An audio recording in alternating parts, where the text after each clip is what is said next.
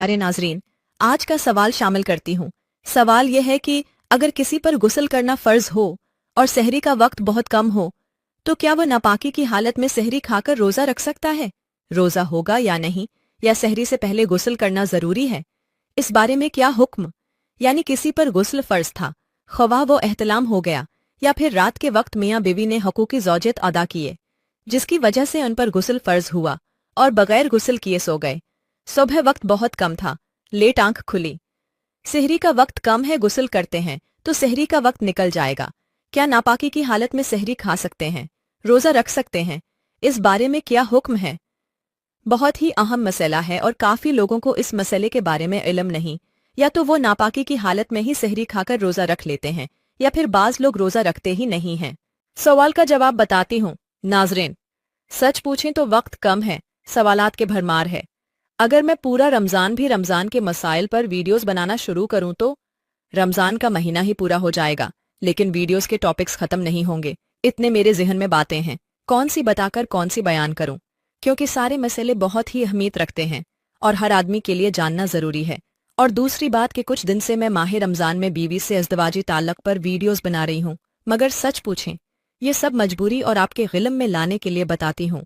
और मैंने भरपूर कोशिश की है इन बातों को ऐसे बयान करूं जिसमें आपको मालूमात भी मिले, और कोई ऐसा नाजिबा लफ्ज़ या नाजिबा अंदाज नहीं अपनाना चाहती। इंतहाई मुहतात तरीके से बात करती हूँ, लेकिन मैं आने वाले वक्त में आपको दीनी मसाइल और भी बताऊंगी जिन पर दलायल, कुरान व हदीस की रोशनी में बात करूंगी। अब भी जितनी भी बात पिछले वीडियोस में बताई हुई हैं, सब दलाइल और हवालों, आयात और अहादीस के नंबर्स का भी हवाला दिया है। ये एक मालूमाती चैनल है जो हर किस्म के लोगों के लिए है। ख्वातीन के मसाइल पर बहुत बारीकी से काम करने वाली हूँ।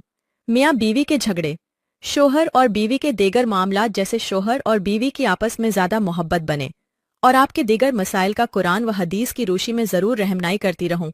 मुझे फ़र्क नहीं पड़ता कि कोई मेरी वीडियो देखे या ना देखे, बस मैं अल्लाह पाक से यही दुआ करती हूँ कि वह मुझे इखलास नसीब फरमाए, और मैं जो भी काम करूँ इसमें मेरी नीयत खालिस हो। अच्छी बातें भी सदका जारिया होती हैं। अगर मेरी बातें किसी के काम आ जाएं तो इससे ज़्यादा मेरे लिए और क्या कामयाबी होगी।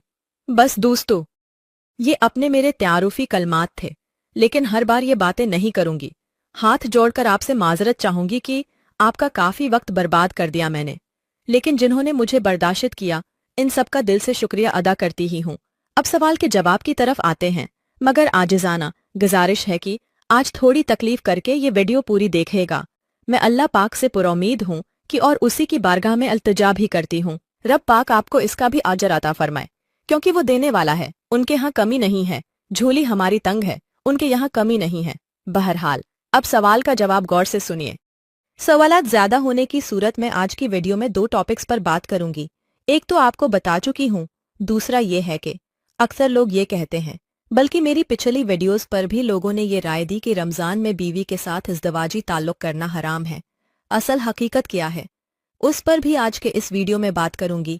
मगर पहले शुरुआत इस सवाल के जवाब से कि सहरी का वक्त कम बचा हो और नापाकी की हालत में क्या करना चाहिए। तो अब बात गौर से सुने। अगर कोई शख्स जनाबत यानी हमबस्त्री या एहतलाम की वजह से नापाक हो और सहरी के वक्त गुस्ल करने का वक्त कम हो, तो वो बगैर गुस्ल किए भी सहरी कर सकता है। नबी करीम सल्लल्लाहु अलैहि वसल्लम ने सहरी खाने की ताकीद फरमाई है और उसे बरकत वाला अमल करार दिया है। बुखारी शरीफ और मुस्लिम शरीफ की हदीस है कि आपको हदीसी मुबारक स्क्रीन पर नजर आ रही है और नीचे हवाला भी लिखा हुआ है, क्योंकि दलाइल के साथ बात करने को ज्यादा तरजीह देती हूँ। सहरी खाया करो क्योंकि सहरी में बरकत है। लिहाजा अगर कोई शख्स नापाकी की हालत में हो और सहरी का वक्त कम हो तो वो पहले सहरी कर ले, फिर गुस्ल करे ताकि रोजे की बरकत से महरूम न हो।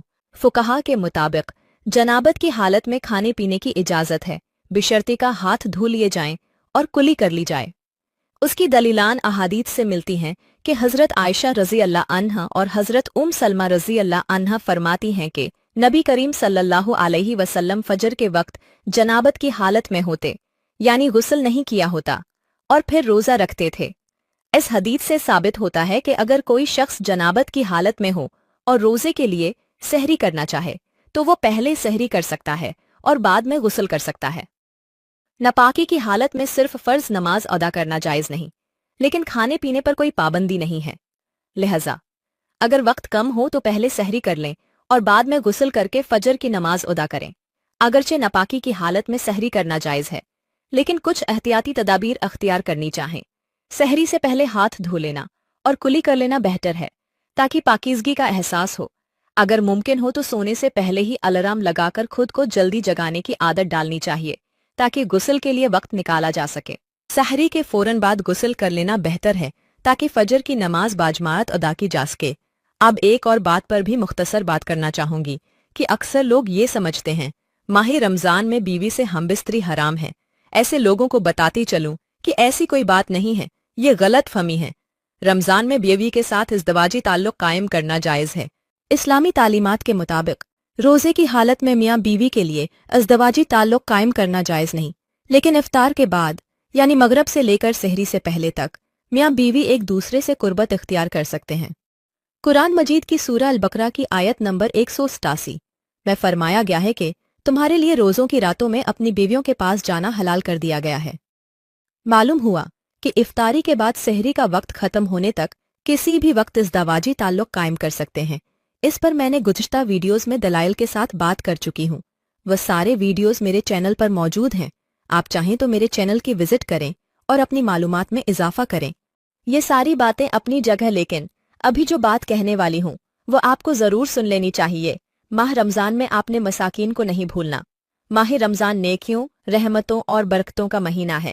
ये एक ऐसा बाबरकत महीना है जिसमें अल्लाह पाक की रहमतें हर जानिब बरसती हैं, गुनाहगारों को माफ़ी मिलती है और नेक आमाल का अजर कई गुना बढ़ा दिया जाता है। ये महीना हमें न सिर्फ अबादात का दरस देता है, बल्कि गरीबों, मिस्कीनों और ज़रूरतमंदों का ख्याल रखने की भी तरगीब देता है।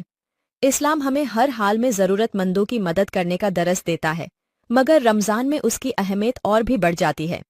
रोज़े की हालत में भूख और प्यास का एहसास हमें उन लोगों की तकलीफ का अंदाज़ा करने में मदद देता है जो साल भर फाका कशी में मुब्तला रहते हैं।